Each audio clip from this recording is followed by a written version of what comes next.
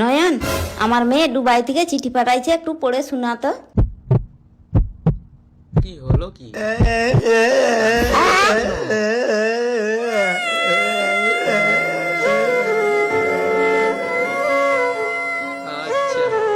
কাকিমা তুমি কেন কাঁদতিছ? আমার মেয়ের চিঠি দেখে তুই যখন কাঁদতে লেগে গেছিস, আমি কেন কাঁদবো নি? আমার তাই তো। মেয়েটার যে কি হলো? কাকিমা আমি লেখাপড়া জানিনি, সেই কারণে কাঁদতিছে। শালা সুটবুট এটা স্টাইল মেরে বসে আছে, এদিকে লেখাপড়া জানেনি। আমি ভাবলাম কি নাই কি হয়ে গেছে। নয়ন, বিয়ে বাড়ি যাবি যে? হ্যাঁ চলো। এই রকম জামা প্যান্ট পরে যাবি? এমন পোশাক পরে মেয়েরা দেখলে যেমন ঝাঁকানাকা হয়ে যায়। ঠিক আছে, তুমি 1 মিনিট দাঁড়াও, আমি 2 মিনিটের মধ্যে রেডি হয়ে আসতেছি। চলো 2 মিনিট পর।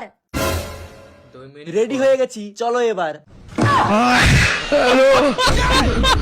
কি রে, অত বড় দড়ি নিয়ে কোথায় যাচ্ছ? আমি এমন কাজ করতে যাচ্ছি যেটা করার পর পুরা এরিয়ার লোক আমার পা ধরবে। কি জানি বাবা কি কাজ, চল যা তুই তোর। रुको जरा।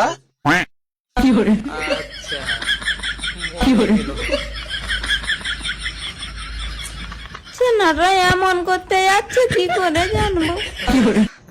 তরকারিটা বানাইছি, খেয়ে দেখ তো কেমন লাগছে। ওকে। মশলাটা একটু কম হয়েছে। মশলা কম হয়েছে? আমাকে বলবে তো। আচ্ছা তোর কি দিল?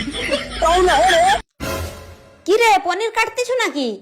হ্যাঁ কাটতেছি, আমাদের তো প্রতিদিনই পনির হয়। তাই তোদের বাবা ব্যাপারটাই আলাদা। উফ, আরে কাকিমা কখন এসছো? গরমে পাখা চালাওনি কেন?